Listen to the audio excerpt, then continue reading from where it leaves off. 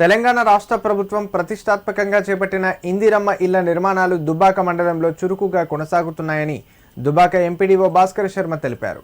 ఈ నిర్మాణాలు త్వరితగతిన పూర్తయ్యే విధంగా పంచాయతీ కార్యదర్శులకు సూచనలు ఇవ్వడం జరిగిందని, నిర్మాణాలు జరిగే విధంగా గ్రామ సర్పంచులు, గ్రామస్తులు కృషి చేయాలని సూచించారు. సిద్దిపేట జిల్లా దుబ్బాక ఎంపీడీఓ కార్యాలయంలో గ్రామాల కార్యదర్శులతో సమీక్షా సమావేశం నిర్వహించారు. ఈ సందర్భంగా ఆయన మాట్లాడుతూ దుబ్బాక మండలానికి 393 ఇందిరమ్మ ఇళ్లు మంజూరు కావడం జరిగిందన్నారు. ఇళ్ల నిర్మాణాలలో వివిధ స్థాయిల్లో పురోగతి జరుగుతుందన్నారు. బేస్మెంట్ లెవెల్లో 76, రూఫ్ లెవెల్స్లో 27, స్లాబ్ స్థాయిలో 132 ఇళ్ల నిర్మాణాలు పూర్తయినవి 18 ఉన్నాయన్నారు. ఈ 51 క్యాన్సలేషన్ అయ్యే విధంగా ఉన్నాయని, 51 పూర్తిగా అసలు నిర్మాణాలే జరగడం లేదంటూ సూచించారు.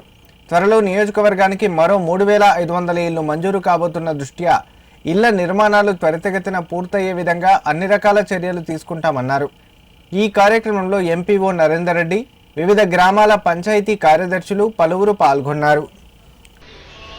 తెలంగాణ ప్రభుత్వము ప్రతిష్టాత్మకంగా చేపట్టిన ఇందిరమ్మ ఇళ్ల పథకంలో కూడా 393 ఇళ్లు మంజూరు గావించబడి ఉన్నవి. అందులోపల వివిధ స్థాయిలలో పనులు పురోగతిలో ఉన్నవి. బేస్మెంట్ లెవెల్లో 76 ఉన్నవి, రూఫ్ లెవెల్లో 27 ఉన్నవి, స్లాబ్ స్థాయిలో 132 ఉన్నవి. పూర్తిగా కంప్లీట్ అయినాయి. 18 ఇంతవరకు అయిపోయినాయి. మొత్తము 393 ఇళ్ళు అయినాయి. అందులోపల ఒక 51 మాత్రము వద్దని చెప్పి అంటే క్యాన్సిలేషన్కు ప్రతిపాదించబడ్డవి. ఇంకా కూడా ఈ మంజూరైన ఇండ్ల లోపల 51 ఇండ్లు స్టార్ట్ కాకుండా ఉన్నవి. ఈరోజు అందరికి కూడా సమావేశం పెట్టి వాళ్ళని తొందరగా పూర్తి చేసే విధంగా చర్యలు తీసుకుంటున్నాము.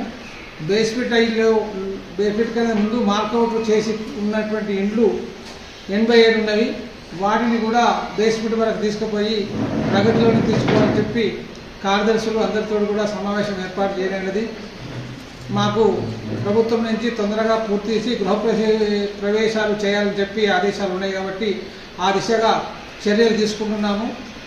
ఎవరైతే లాభవంతులు ఉన్నారో వాళ్ళు కూడా ఇప్పుడు ఇసుక దొరుకుతుంది, ఈ కాలంలో అయితేనే దొరుకుతుంది కాబట్టి వర్షం పడితే పనులు పూర్తిగా కాబట్టి మంజూరు చేసుకున్నటువంటి లాభవంతులు త్వరగా ఆ ఇండ్లు పూర్తయ్యే విధంగా చర్యలు తీసుకోవాలని, అదేవిధంగా గ్రామాల్లో ఉన్నటువంటి సర్పంచులు, ప్రజాప్రతినిధులు కూడా వాళ్ళకి సహకరించి పూర్తి స్థాయిలో పూర్తయ్యడానికి సహకరించాలని చెప్పి కోరుతున్నాము.